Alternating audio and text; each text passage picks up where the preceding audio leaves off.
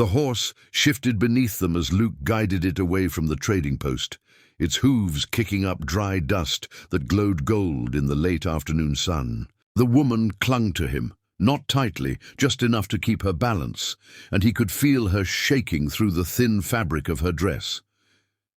He didn't ask questions at first. Folks in the panhandle often carried ghosts they weren't ready to name, but the way she kept glancing behind them, as if expecting someone to burst out of the horizon, set his nerves on edge. A single mile wasn't far, but every step made it clear she wasn't running from ordinary trouble.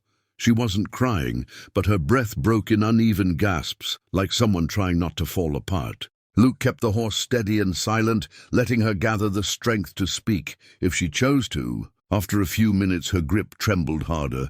"You don't understand," she finally whispered. "He'll follow. He always follows." The words spilled from her with the fear of someone who'd been hunted before. Luke tilted his head slightly, careful not to startle her. "Who is he?" She hesitated, chewing the inside of her cheek.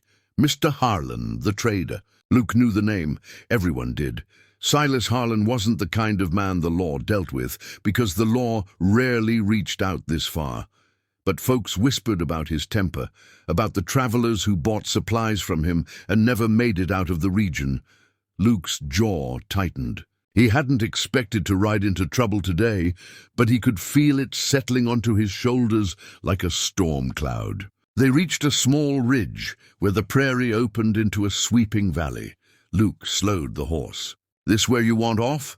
She shook her head quickly. "Not here, just a little farther, please." Her urgency was raw, desperate enough that Luke didn't question it. But he did angle the horse into a narrow path only ranchers and hunters knew. If someone was following them, he'd at least make their trail harder to read. The woman pressed the small cloth bag tighter to her chest. Luke noticed how carefully she guarded it, as if it held something more precious than the dollar she'd given him. "That bag," he said softly, "is it why he's after you?" She hesitated again, but this time her answer was a small, silent nod. They dipped into the valley's shade, where mesquite trees knotted together like a natural barrier. Luke guided the horse between them until the branches muffled the wind. Only then did she speak again.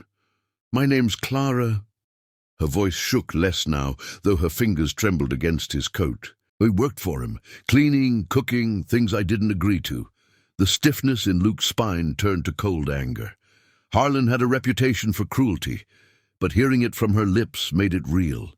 "You did right to run," he said. She swallowed.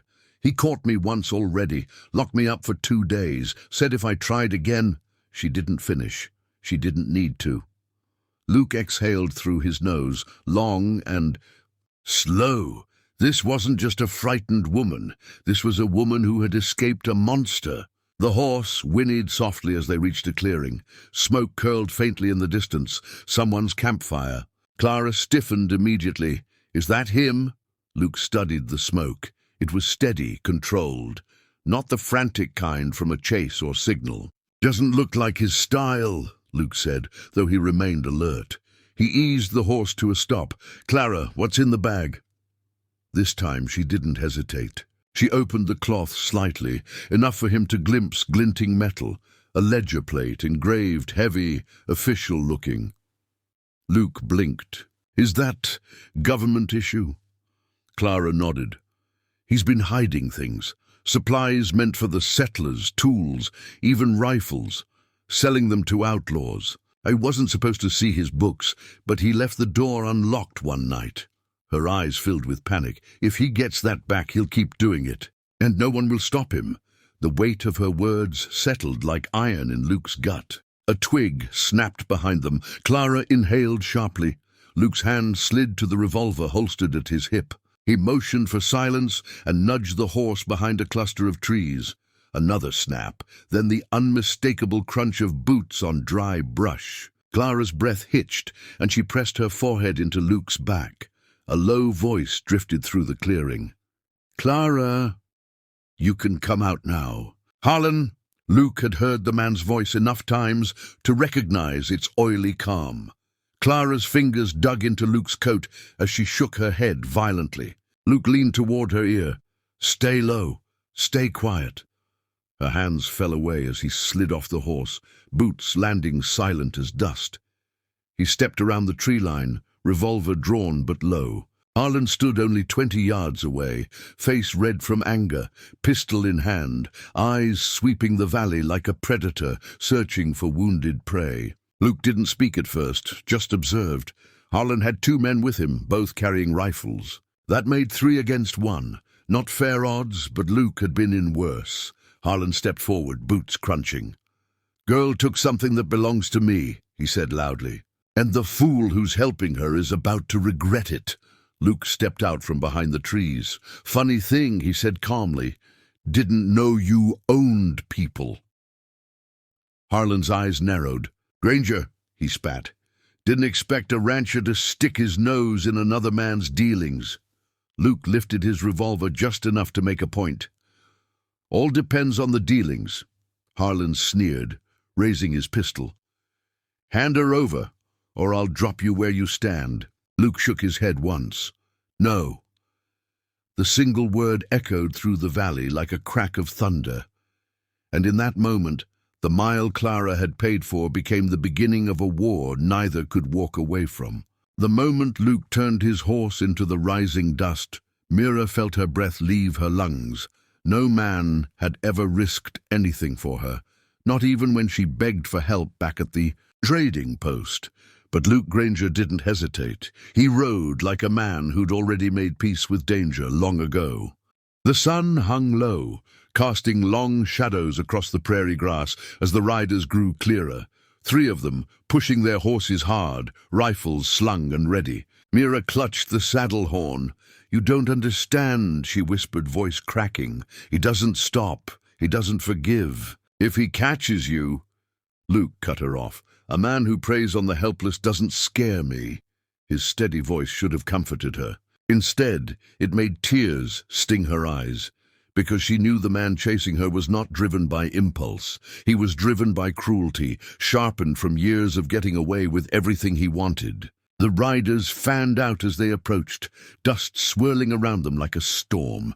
Luke brought his horse to a halt on a rise overlooking the valley. Mira felt his muscles tense beneath her grip.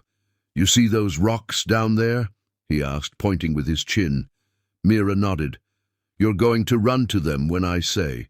Stay low. Don't look back." Her heart pounded. "You expect me to hide while you face them alone?" Luke gave a faint, grim smile. "I don't expect you to like it. I expect you to survive."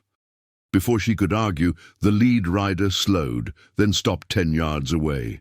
Even from this distance, Mira recognized the man's silhouette. Broad shoulders, black coat, hat pulled low. The man she had escaped from, Judge Everett Hale.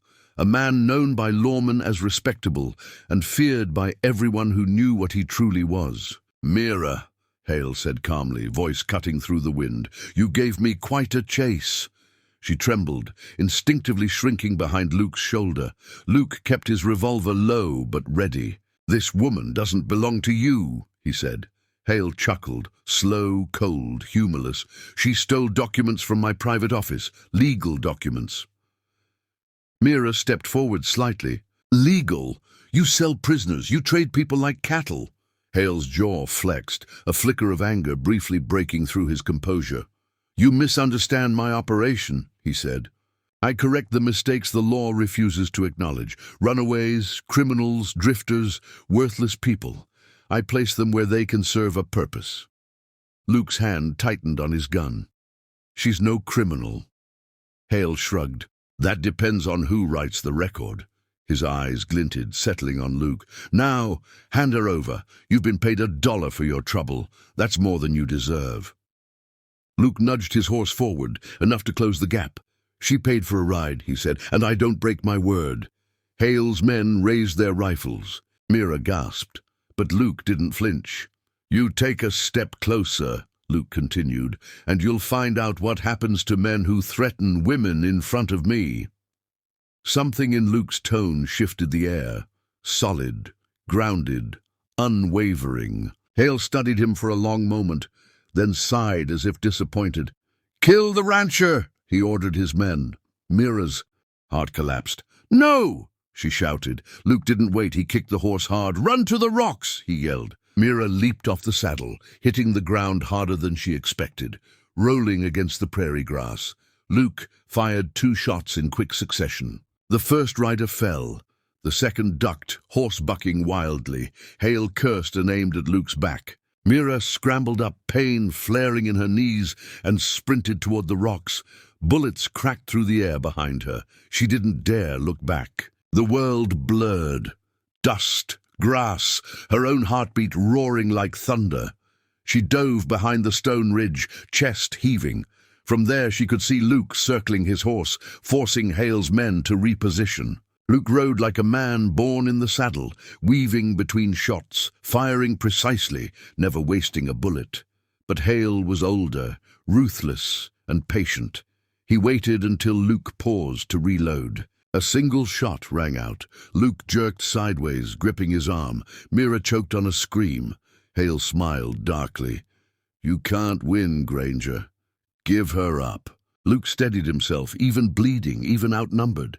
"Come take her," he growled. Hale raised his pistol again. Mira couldn't watch him die.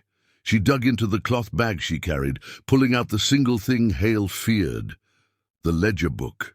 Names, dates, transactions, proof of every life he had sold. She stood up atop the rock, holding it high. "Everett Hale, you want this?" Luke's eyes widened in panic. "Mira, get down!" Hale froze, gun lowering an inch, his face twisted. "Girl, you don't know what you're doing." "I know exactly what I'm doing," she yelled. "You kill him, I burn this whole book, every page." A long, icy silence fell over the prairie. Hale's jaw clenched. His men hesitated, unsure. For the first time since she fled his property, Mira felt power shift, just slightly, in her direction. Luke seized the moment. He spurred his horse straight at Hale. The judge fired once, but Luke ducked, knocking Hale off his saddle. They crashed into the dirt, wrestling for the gun. Hale clawed and bit like a cornered animal, but Luke fought with the strength of a man defending something worth more than his life. A shot exploded between them. Luke had forced Hale's hand downward. Hale went still. The gun slid from his fingers. Mira stared, breath shaking, as Luke pushed himself up, chest heaving, arm bleeding but eyes fierce. Hale lay motionless beneath him, the dust settling around his still body. Hale's remaining rider didn't stay. He turned his horse and fled across the prairie without a word. Luke stumbled toward Mira. She dropped the ledger and rushed to him, tears streaming. "You could have died," she whispered. Luke smiled weakly.